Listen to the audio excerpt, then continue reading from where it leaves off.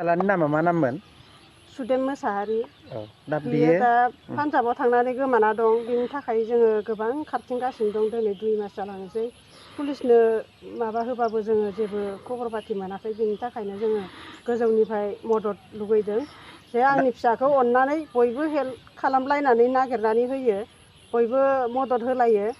आङो खुलुमनाय थाबाय। फिसाखौ आङो न'सिम जेने थेने नागिरनानै लाबोनो हायोबा आं जोबोद साबायखर बावगोन। आं सरखारनिफ्रायबो जोबोद मदद लुगैदों, नाथाय सरखारनिफ्राय जेबो मदद मोननो हायाखै। सरखारा दिनैसिम पान्जाबाव थांनानै नागिरहैनो हानाय बिथोन होनो हाया नामा?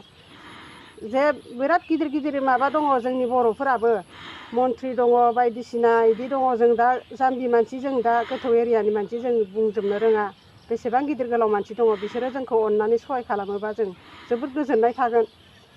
मोनसे मुंबो थागोन, आंनि फिसाखौ नागिरनानै होबाय आमुगा होननानै। मा खावलायो नोङो जे दिनैनि बे माबानि गेजेरजों आंनि फिसाखौ रायजो राजाफोरा नागिरनानै जेरैखि जायाबाबो नागिरनानै होथारनांगौ आरो मदद खालामथारनांगौ।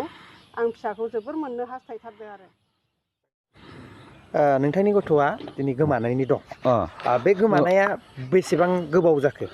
थांनाय 2019 मायथाइनि फेब्रुवारि मासाव 8 तारिखआव थांदों बियो। पान्जाबाव माने आं एसे रायदोंमोन। बेयाव माने गाव दुखु मोननानै माने ओंखारलांदोंमोन। बेयावनो माने ट्रेनाव बोरैबा दालाल लोगो मोननानै बेखौ पान्जाबसिम लाना थांदों जाहैबाय। पान्जाबाव लाना थांनानै पान्जाबाव मोजाङै दंमोन। सासे पान्जाबि मानसिनाव बियो खामानि मावदोंमोन। खामानि मावनानै बियो मोजाङै थायै मार्चनि 20 तारिखआव बियो फैफिननो गोनां टिकेट दंमोन। नाथाय 22 तारिखआव लकडाउन जाना होनानै फैनो हायासै। बेनिफ्राय मालिकनावनो थाफिननो गोनां जाबाय। मालिकनाव थानानै जुलाइ 8 तारिखसिम बियो 7 तारिखआवबो बिमाजों रायज्लायदोंनो मोनाब्लियाव दुखु सुखुफोरखौ रायज्लायजोबनानै। बेनिफ्राय 8 तारिखआव जों फन हराखै। 9 तारिखआव जों फन हरदोंमोन, गथ'नि मबाइला सुइच अफ। ओमफ्राय मालिकनाव जों थुबाय, मालिकआ ओमफ्राय फन हमबाय। हमनानै जों सोंबाय जे जोंहानि फिसालानि मबाइला मानो सुइच अफ होनना। ओमफ्राय मालिकआ होनदों नोंसानि फिसालाया इयाव गैलाना खारबायसो होनना बुंदों। माने गथ'नि मबाइलाथ' सुइच अफ। जों सुइच अफखौ माने थुनायबाय थादों, ट्राइ खालामबाय थादों आरो गथ'नि मबाइला मालिकखौ गिनानै बियो खाथियाव थानाय समाव सुइच अफ खालामना लानो हागौ होननानै।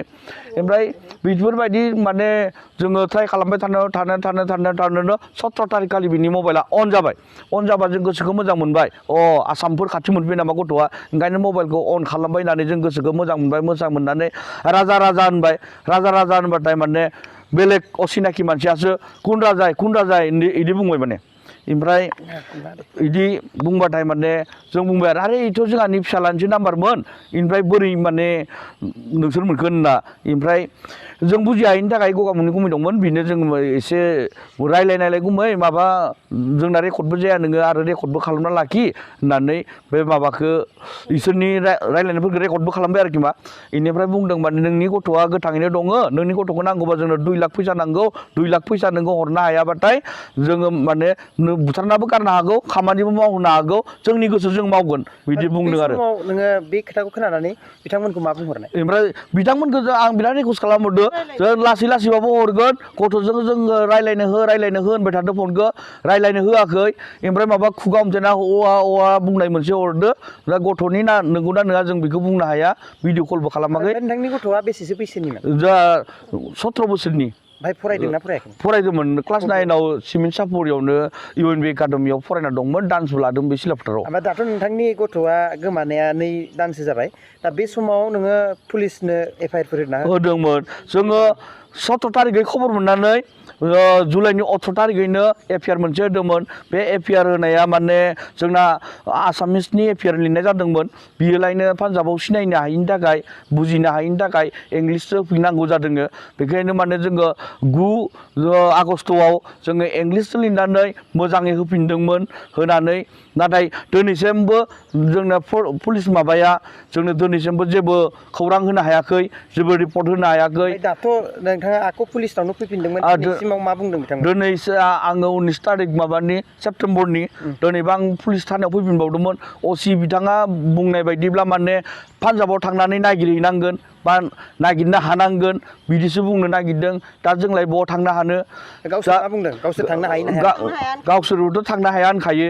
ओमफ्राय जोङो जोंनि पुलिसफोरा जेबो मावाबा जों मा मावनो हानो जों जि मावनांगौ बेनिफ्राय जिमान लिरनांगौ लिरनानै जों रेकर्ड पार्टिखौ हरजोब्बाय ओजोंहाय दा ओजोंनि पुलिसफोरा नागिरना मोनोबा फन हरगोन बेखौसो बुंबाय थायो ओमफ्राय दा जोंनिफ्राय दा जेबो जों खबर मोनैनि थाखाय जों दा जेनेबा जोंनिनो जा फरायसा आफाद दङ माबा जेसेबां आफादफोर दङ जे संगठनफोर दङ जोंखौ अननानै एसे माबा मोनसे मददफोर होनानै गोजौआलागि जेन केसखौ माबानानै जेन गथ'खौ नागिरनायाव मदद होयोब्ला जों जोबोद मोजां मोनगौमोन आरोखि